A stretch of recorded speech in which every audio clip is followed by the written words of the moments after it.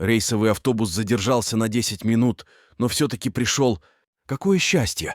А то Таня уже подумала, что ей придется добираться домой на такси или автостопом. А это далеко не самый лучший способ доехать до дома. На такси дорого, автостопом опасно. Таня жила сейчас за городом в деревенском домике, доставшемся ей по наследству от родной тети. 2 года назад этой одинокой и доброй женщины не стало, и оказалось, что в завещании она отписала свою недвижимость на имя любимой племянницы. «Если хочешь, можешь поехать и пожить там», — так Тане предложила мама. «Не понравится, продашь дом и вернешься». Они жили тогда в Новосибирске, и Тане, в общем, не хотелось переезжать из большого города в маленький, но она только что окончила строительный колледж и пока еще не нашла работу, поэтому решила попытать счастье на новом месте, а если не получится там устроиться, то и впрямь продаст теткину невидимость и вернется домой при деньгах. Таня переехала на новое место, и так ей понравился этот маленький, ухоженный, уютный домик, что она захотела там пожить хотя бы несколько дней, а потом несколько месяцев. Так и год прошел. Климат здесь был помягче, чем в Сибири, за счет того, что весна в этих краях наступала значительно раньше, и холода были не такие суровые, как в родных местах Тани. На какие же средства она все это время жила? Сперва Татьяна устроилась в поселковый магазин, но ей там не понравилось работать, и она стала искать работу в городе. Благо автобус туда из поселка ходил регулярно. Таня уволилась из магазина и в первый же день поисков в городе наткнулась на объявление о наборе операторов в колл-центр. Пошла по указанному адресу, и ее сразу взяли туда работать. Работа оператором колл-центра стала очень интересным и в чем-то даже забавным опытом для Тани. В огромном зале там стояли рядами столы, оборудованные под рабочие места операторов. Столы были разделены перегородками и образовывали что-то типа ячеек. В каждой ячейке стояло по компьютеру, и за этими компьютерами сидели люди. В основном это были девушки с наушниками, с микрофонами. Они должны были проводить опросы по случайным номерам, то ли сгенерированным компьютерной программой, то ли заранее забитыми чьей-то доброй рукой в некую электронную базу. И вот когда все эти девушки разговаривали вслух с клиентами, то в зале стоял непрекращающийся гул, как в пчелином улье. Девушки и впрямь трудились в этом колл-центре, как пчелы. Правда, зарплату за свой труд получали мизерную. «Привет, как тебя зовут?» В первый же день обратился к Тане парень, который там работал. «Татьяна», — ответила Таня. «А тебя?» «А меня зовут Тимур», — сказал парень и немного смущенно продолжил. «Ты... не могла бы мне одолжить немного денег? Рублей 200, 300, 500, но лучше пару тысяч. А то у меня кошелек совсем пустой, а до зарплаты еще жить и жить». «Ой, ты знаешь, я сама сейчас на мели, так что, наверное, не смогу», — ответила Таня. «Я карту кредитную в банке взяла, ею и пользуюсь». «Так давай с нее и снимем», — оживился Тимур. — покачала головой Таня. «Будет большая переплата». Тимур фыркнул, повернулся и ушел. «Что денег просил?» — послышалось за спиной Тани. Она повернулась и заметила девушку. Это была симпатичная, задорная девушка с ярким макияжем, и на фоне мрачного офиса она казалась инопланетянкой. «Ага», — кивнула Таня. «Не дала? Не-а». «Ну и правильно, он у всех просит. Тебя Таня зовут?» «Да».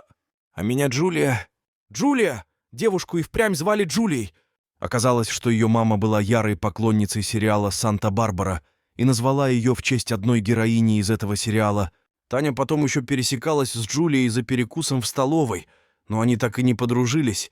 Дружить здесь было некогда, работали много. Из-за маленькой зарплаты Таня продержалась там всего 2 месяца и уволилась. Денег ей не хватало, карьерного роста там почти никакого не ожидалось, поэтому ушла. «Мам, там просто дно какое-то!» — возмущалась Таня, разговаривая с мамой по телефону. Мама поддерживала дочь и морально, и материально, делала ей иногда денежные переводы и даже однажды прислала посылку с 3-литровой банкой красной икры и кедровыми орешками. Не через почту, конечно, знакомый мамы дальнобоем занимался, вот и прихватил по пути посылочку. Эта икра Таню здорово выручала, если честно, спасибо маме. После колл-центра Таня устроилась на швейную фабрику. Она с детства умела и любила шить, поэтому сперва работа швеей ей была в радость, а потом начальство стало слишком загружать шитьем, и появилась сильная усталость. Но зарплату на этой фабрике платили приличную, поэтому Таня решила потерпеть до весны, а там, может, что-то еще подвернется. И вот как раз на рейсовом автобусе она в тот вечер и возвращалась домой со смены на фабрике. В автобусе из пассажиров кроме нее никого не было. Таня удобно уселась на сиденье и задремала. Все равно ее остановка конечная, так что, если что, водитель разбудит. Татьяна уже погрузилась в достаточно глубокий сон, когда автобус тряхнуло, качнуло, и он остановился. «Ах, ёпрст!» — послышался голос водителя. «Что случилось?» — крикнула ему Таня. «Колеса пробили обо что-то», — обреченно сообщил водитель. Это был молодой парень, чуть постарше самой Тани. «И что теперь делать?» — недоуменно спросила она. «Менять», — обреченно сказал водитель. «Так темно же», — заметила Таня. «А другого выхода нет, тем более, что здесь мобильная связь отсутствует, а так можно было бы кого-то вызвать на подмогу». Делать нечего, Таня осталась сидеть в автобусе, а водитель пошел менять колеса. Благо, хоть у него как раз 2 запаски были прихвачены. Долго ли, коротко ли, но работу он уже заканчивал, даже предупредил Таню, что минут через 15 должны поехать. «Вам помочь?» — спросила она, высунувшись из автобуса. «Да, можете собрать вокруг меня мелкий инструмент в ящик, чтобы быстрее поехали». Таня спрыгнула на заснеженную дорогу, стала сбирать инструменты, как вдруг вдоль обочины появились маленькие зеленоватые огоньки, как будто летние мотыльки вдруг проснулись и стали летать возле темных елей. «Ой, что это?» — недоуменно воскликнула Таня. Парень отвлекся от колеса и посмотрел в направлении, куда показывала его незадачливая пассажирка. Вдруг он неожиданно взвизгнул, прямо, как испуганная девочка, схватил Таню за руку и рванул в автобус, мгновенно закрыв там за собой все двери. «Что? Что там? Инопланетяне?» — допытывалась она. «Да, какие к чертям инопланетяне? Посмотри же! Это огромная стая волков!» — закричал он. «Или псов, или каких-то других животных». Но это были никакие не псы и не другие, а именно волки. Они вышли на дорогу и без страха приблизились к автобусу. Окружив его, они остановились в тусклом свете фар и начали выть. «Господи, какой зловещий вой, аж мороз по коже!» — тихо сказала Таня. «Что нам теперь делать?» «Ничего», — ответил водитель. «Будем сидеть и ждать, пока они не уйдут, потому что второе колесо я еще не доделал. Зашибись, торчать здесь всю ночь теперь», — покачала головой Таня. «А как тебя зовут?» «Майрис», — ответил водитель. «Никогда такого имени не слыхала», — удивилась Таня. «Бабушка была родом из Прибалтики. Она и попросила так меня назвать. Можешь звать Мишей или Майклом, если не запомнить это имя», — сказал водитель. «Нет, я запомню», — уверила его Таня. «Майрис». Красиво звучит. Волки тем временем продолжали выть. Их было много, очень много, штук 50, не меньше. Или Таня так казалось, у страха же глаза велики. Какое-то время этот кошмар продолжался, а потом вой затих, и волки ушли, как будто растворились в ночи. «Вот, что это было?» — покачал головой Майрис. «Жуть, жуть!» Но они ведь спокойно себя вели, и это еще больше удивляет. «Мало ли», — вздохнула Таня, — «животные нас понимают лучше, чем мы их». Он принес свой термос с кофе и пакет с пирожками и угостил Таню. Нужно было выходить и заканчивать с колесами. В такое позднее время вряд ли кто-то поедет мимо, разве что утром грейдер станет дорогу чистить. Но до утра слишком долго ждать. Все-таки он набрался смелости и вышел, доделал колеса. Уже когда он закончил работу и собрался уходить, из леса опять вышли волки. Стая осталась вдалеке, а к Майрису подошел только один волк. Зверь лег на брюхо и пополз к человеку, как будто умоляя его о чем-то. «Нет, я так больше не могу».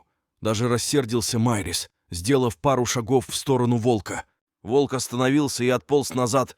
Тогда Майрис сделал еще пару шагов. Волк опять отполз. «Господи, да он куда-то зовет тебя!» — крикнула из приоткрытого окна Таня. «Оставайся в автобусе, а я пойду за ним», — сказал водитель и, направив фонарь в сторону елей, уверенно направился к стае. Стая расступилась, растеклась по придорожным кустам и деревьям, и он больше не видел их, только один волк шел впереди него, указывая дорогу. Страха у человека уже не было. Он чувствовал присутствие диких животных повсюду, но был невозмутим. Ему казалось, что тихий и уверенный голос в его голове внушает, чтобы он не боялся, И тут Майрис все понял. Под поваленным деревом лежала волчица. Парень почему-то сразу догадался, что это именно волчица, а не самец. Наверное, потому как сопровождающий его волк подбежал к ней и лизнул в ухо. Дерево придавило волчице лапу. Ей никак было не выбраться из-под толстого ствола. «Я попробую», — пообещал Майрис. Кому он это пообещал? Волку? Бедной волчице? Сам себе?» Он обхватил ствол руками и резко дернул его. Дерево сдвинулось, потеряло опору и скатилось во враг. Волчица была спасена. Она немного хромала, когда уходила, но на волках все быстро заживает, Майрис это знал. Он посмотрел вслед неспешно удаляющейся стае. Потом вернулся в автобус и об всем рассказал Тане. «Эх, зря я с тобой не пошла», — расстроилась она. «Может быть, и зря.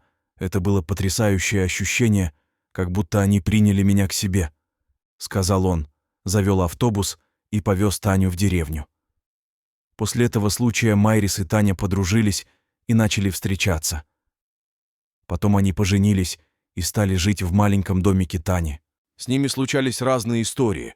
Они попадали в различные ситуации.